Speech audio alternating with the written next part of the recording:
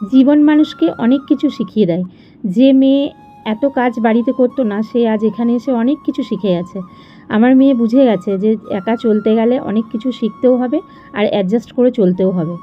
তো দোকান থেকে ও আমাকে একটা দুধের প্যাকেট এনে দিল, বলেছিলাম দুধ চিড়ে খাবো। তো ওটা ইন্ডাকশানে একটু গরম করে নিলাম, আর ইন্ডাকশান বাসন ওকে সব কিছুই দিয়ে দিয়েছিলাম কলকাতায় যখন এলো তখন 1 বছর আগে।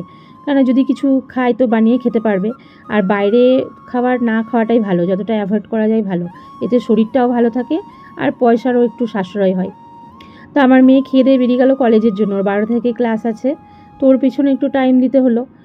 টিফিন দিলাম, জলটা ভরে দিলাম, ছাতাটা দিলাম। আজকে এত রোদ বাইরে কি বলবো।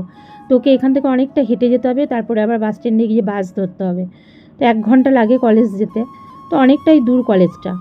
মেয়ে চলে গেল কলেজে, আর আমি ভাবলাম একটু কাজগুলো সেরে নিই। তো দেখো এখানে বাসি বিছানাটা তুলে নিচ্ছি।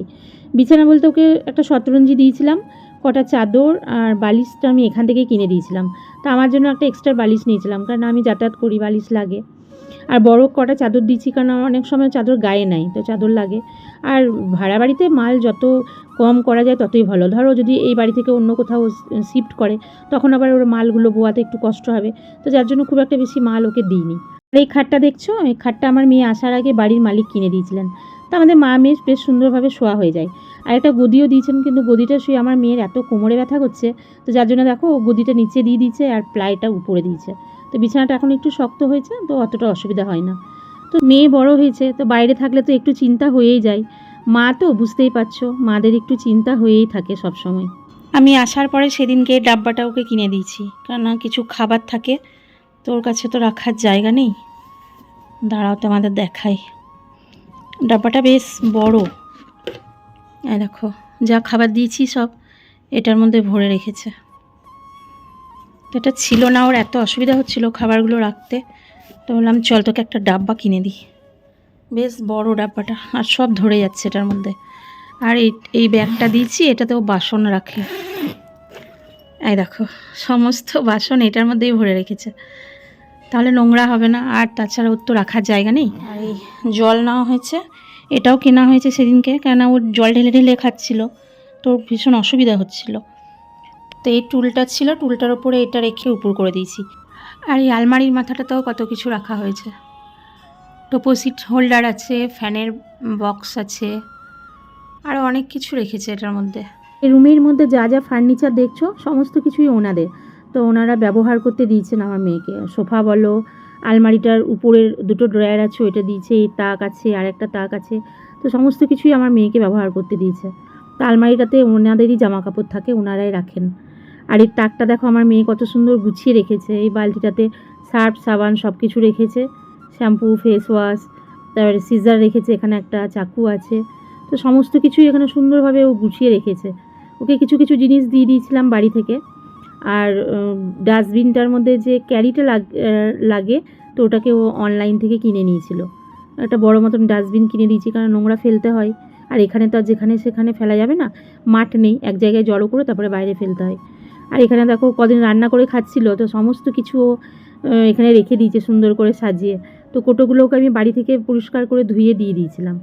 তো মধু আছে, বিস্কুট, চিনি, চা পাতা, তারপরে গ্রিন টি খাচ্ছিল কদিন, ফ্লাক্সটা দিয়েছিলাম ওকে আমি। তো সমস্ত কিছু কি সুন্দরভাবে দেখো, কত কিছু শিখে আছে আমার মেয়ে। বাড়িতে কিন্তু এত কিছু করতো না। সত্যি মানে মানুষ বাইরে থাকলে সব কিছুই শিখে যায় নিজে নিজেই। আর এখানটায় মনে হয় ও জুতো রেখেছে। আর এই জায়গার এটা কিনেছে অনলাইন থেকে, ওই পরে যে একটা স্টাডি টেবিল লাগে, ও ছিল না, তো ওটা নিজে কিনে নিয়েছে অনলাইনে।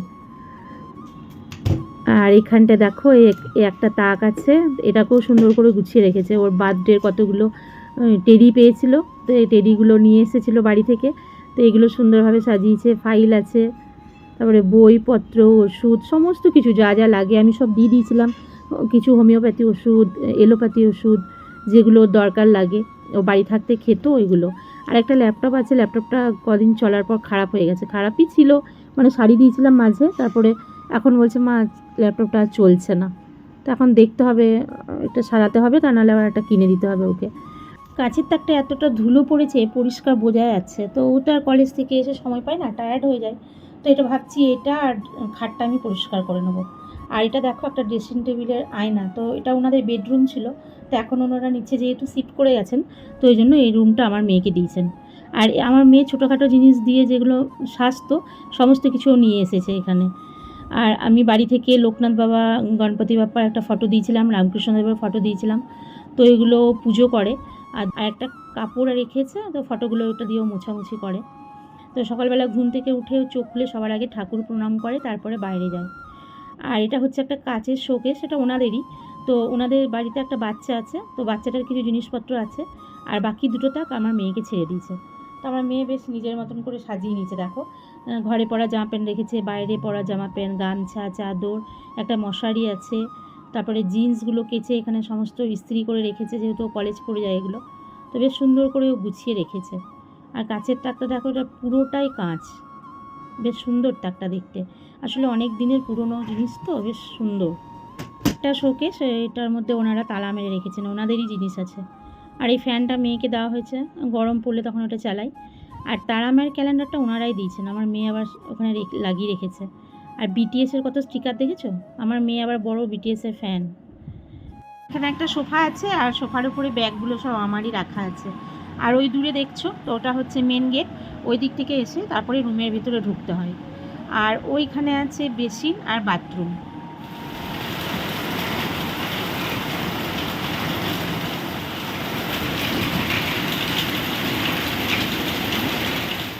খিদে পেয়েছে জানো তো, তো ভাবলাম খাওয়ার আগে তোমাদের দেখিয়ে দিই আজকে লাঞ্চে মেনুতে কি আছে। তো খাবার তো অনেক সকালে দিয়েছিল, মেয়ে খেয়ে চলে গেছে। আর এখানে দিয়েছে উচ্ছে ভাজা, এখানে আছে ঢ্যাঁড়স সেদ্ধ। আমার মেয়ে একটাও খেয়ে গেল না, এতটা বদমাস। ও খায় না জানো তো, বকা দিই তাও খেতে চায় না। আর এখানে আছে আলু পোস্ত, তো আলু পোস্তটা অনেক দিন খাওয়া হয়নি, তো আজকে খাওয়া হবে। আর এখানে আছে আলু দিয়ে, পটল দিয়ে, পনির দিয়ে তরকারি। তো এটাও খুব ভালো লেগেছে, কারণ পনিরও খুব ভালোবাসে খেতে। তো আমাকে বলে গেছে যাওয়ার সময় যে আমার জন্য একটু রেখে দিও, আমি বিকালে এসে খাবো। আর এখানে দিয়েছে ভাত। তো এতটা করে খাবার দেয়, খাবার নষ্ট হয়। খাওয়া দাওয়া করে এই জাস্ট একটু শুলাম। আর এত গরম না, কি বলবো তোমাদের, বাইরে বৃষ্টি হচ্ছে, তো গরমটা যেন মনে হচ্ছে যাচ্ছে না। আর ফ্যানটাকে জোরে চালিয়ে দিয়েছি, যার জন্য আমি ভয়েস ওভার দিচ্ছি, নাহলে ফ্যানটা চলছে, শব্দ তোমরা কিচ্ছু শুনতে পাবে না। আর মেয়ে তো এখনও আসেনি, ওকে ফোন করলাম, ফোন করে বললাম একটু সিঙ্গাড়া আনিস, বাইরে বৃষ্টি হচ্ছে, খেতে ভালোই লাগবে, গরম গরম চা আর সিঙ্গাড়া খাবো। তো চলো বন্ধুরা, আজকের ভিডিওটা আমি এখানেই শেষ করে দিচ্ছি, ফিরে আসছি আবার নতুন ভিডিওর সাথে। ততক্ষণের জন্য সবাই ভালো থেকো, সুস্থ থেকো, টাটা।